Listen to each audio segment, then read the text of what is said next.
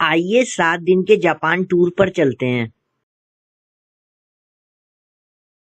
Japan के most popular attractions को देखने के लिए 9 सिटीज घूमेंगे।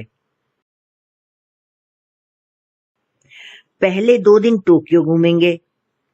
टोक्यो के असाकुसा एरिया में ये सेंसोजी टेम्पल है जो 1300 साल पुराना है और टोक्यो का सबसे पुराना प्रसिद्ध मंदिर है।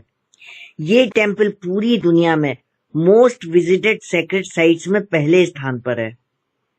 इसी कॉम्प्लेक्स में ये असाकुसा श्राइन है जिसे सेंसोजी टेम्पल की नींव रखने वाले तीनों लोगों की याद में 1649 एडी में बनाया गया था। ये टोक्यो की मोस्ट फेमस शिंटो श्राइन भी है। टेम्पल्स घूमने के बाद जापानीज टी सेरेमनी देखने चलते हैं।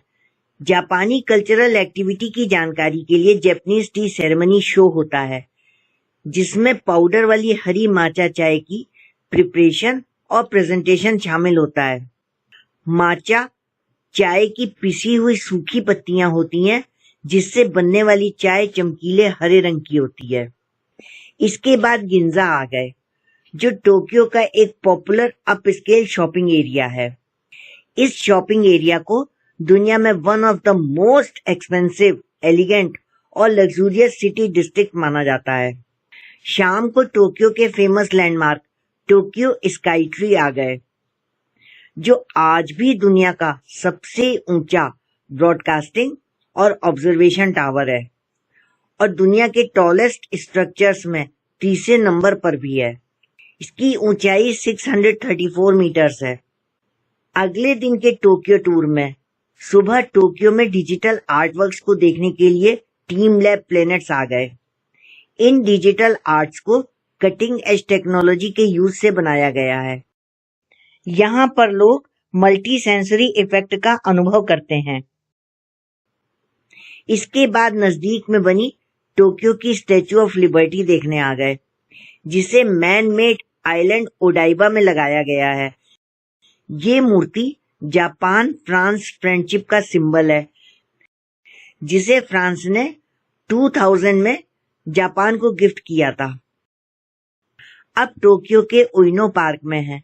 ये पार्क चेरी ब्लॉसम के लिए प्रसिद्ध है क्योंकि पार्क में लगभग 1000 चेरी ट्रीज लगे हैं।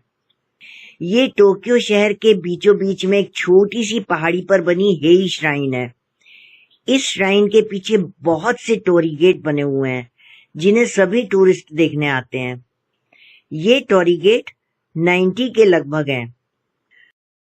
रात होने पर दुनिया की सबसे बड़ी पेडेस्ट्रियन क्रॉसिंग पर आ गए जो दुनिया भर में प्रसिद्ध है। ये टोक्यो सिटी का most iconic symbol Shibuya scramble crossing है। शिबुया क्रॉसिंग पर हर 2 मिनट में लगभग 3000 लोग क्रॉस करते हैं। टूर के तीसरे दिन हकोने एरिया जा रहे हैं। रास्ते में एक सर्विस एरिया पर पहुंचे। यहाँ से माउंट फ्यूजी बहुत सुंदर दिखाई दे रहा है। ये जापान का सबसे ऊंचा पहाड़ है जिसकी ऊंचाई 12400 फीट है।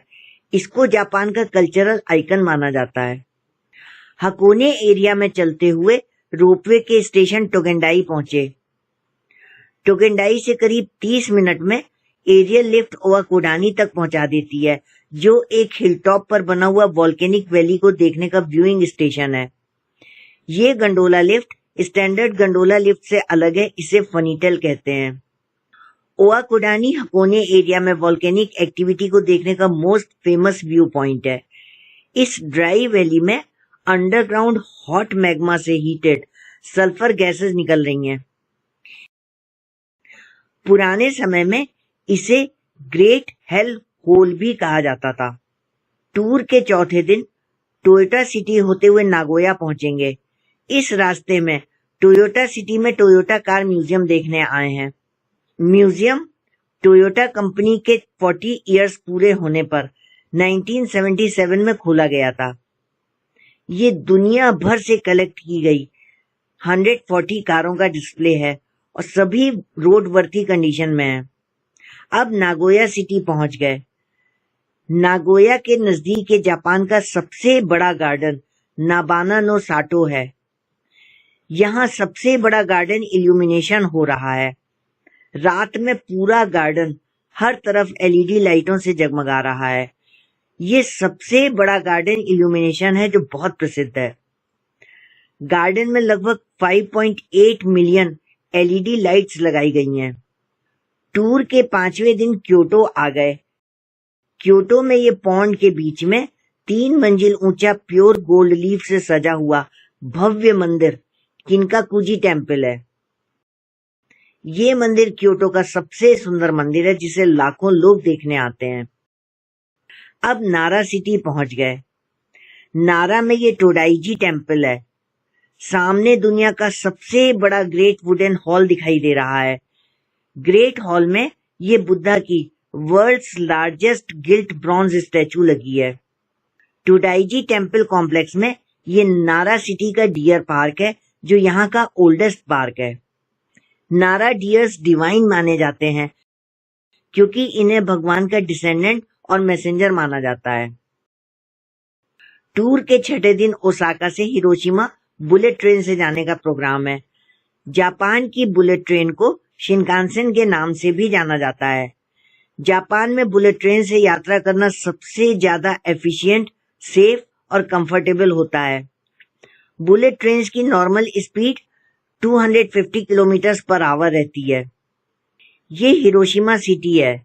दुनिया के इतिहास में हिरोशिमा न्यूक्लियर वेपन यूज किए जाने वाला पहला मिलिट्री टारगेट था। एटॉमिक बॉम्बिंग 6 अगस्त 1945 की सुबह 8:15 बजे हुई थी और उसी समय लगभग 70,000 लोगों की मौत हो गई थी।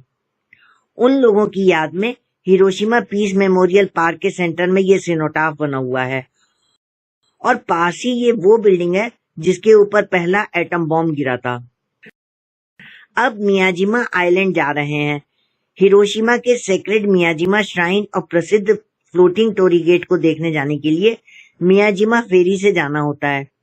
इस फेरी राइड में 10 से 15 मिनट का समय लगता है। ये इत्सुकशिमा श्राइन है और जापान का मोस्ट पॉपुलर टूरिस्ट अट्रैक्शन है क्योंकि ये श्राइन पिलर्स पर बनाई गई है जो हाई टाइड के समय पानी पर तैरती हुई दिखती है। इसका टोरी गेट भी श्राइन से कुछ दूरी पर बना है। ये टोरी गेट बहुत बड़ा है। इसे 4 खंभों का सहारा दिया गया है। जापान टूर के 7वें और अंतिम दिन ओसाका से कोबे सिटी पहुंच गए।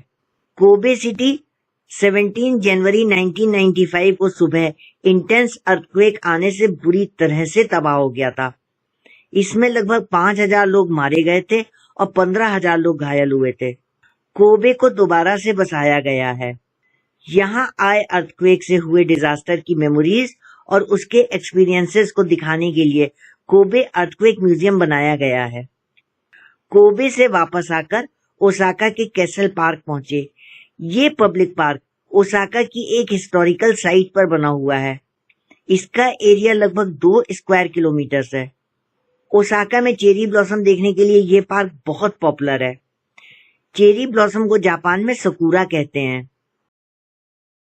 इस तरह से जापान के 7 दिन के टूर में 9 सिटीज घूमे। ये वीडियो कैसा लगा कमेंट बॉक्स में जानकारी दें। वीडियो को लाइक व शेयर करें और यदि आपने हमारा चैनल सब्सक्राइब न किया हो तो सब्सक्राइब करना न भूलें।